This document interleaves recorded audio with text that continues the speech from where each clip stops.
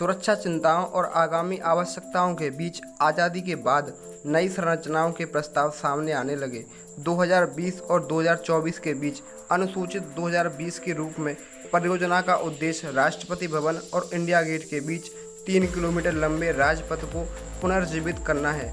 सभी मंत्रालयों को घर देने के लिए एक नया आम केंद्रीय सचिवालय बनाकर उत्तर और दक्षिण ब्लॉक को सार्वजनिक रूप से सुलभ संग्रहालयों में परिवर्तन करना है। उत्तर और दक्षिण ब्लॉकों के निकट उपराष्ट्रपति और प्रधानमंत्री के लिए भविष्य के विस्तार, नए निवास और कार्यालय के लिए बैठने की क्षमता में वृद्धि के साथ वर्तमान के पास एक नया संसद भवन भी होगा।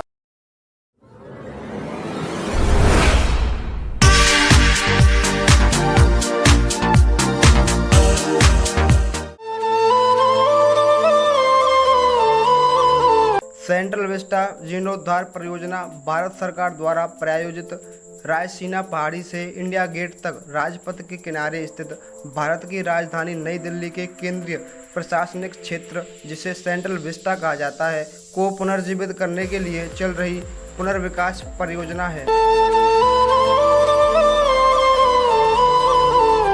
सेंट्रल विस्टा जीर्णोद्धार परियोजना की लागत, जिसमें एक सामान्य केंद्रीय सचिवालय और विशेष सुरक्षा समूह एसपीजी भवन भी शामिल हैं। सेंट्रल विस्टा परियोजना का अनुमान 13,450 करोड़ यानी 1.96 बिलियन अमेरिकी डॉलर लगाया गया है। इस योजना में प्रस्तावित पीएमओ शामिल नहीं था, क्योंकि लंबवत भूमि उपयोग परिवर्तन और मुकदमेबाजी के मुद्दे थे।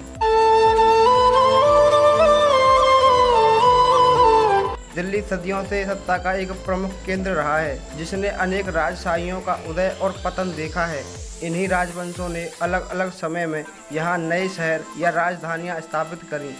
इनमें से जिन 7 शहरों का नाम खास तौर पर लिया जाता है वो हैं लालकोट, महरौली, सिरी, तुगलकाबाद, फिरोजाबाद, दीनपनाह और शाहजहांबाद।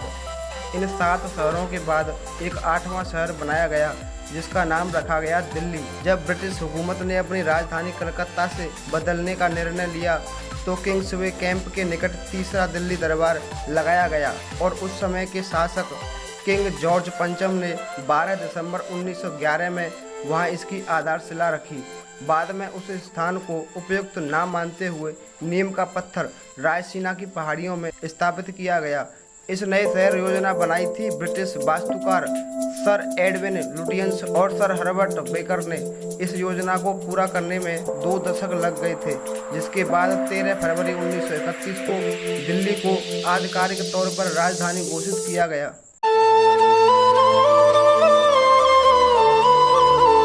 सेंट्रल विस्टा जीर्णोद्धार परियोजना को लेकर अनेक विवाद भी सामने आए।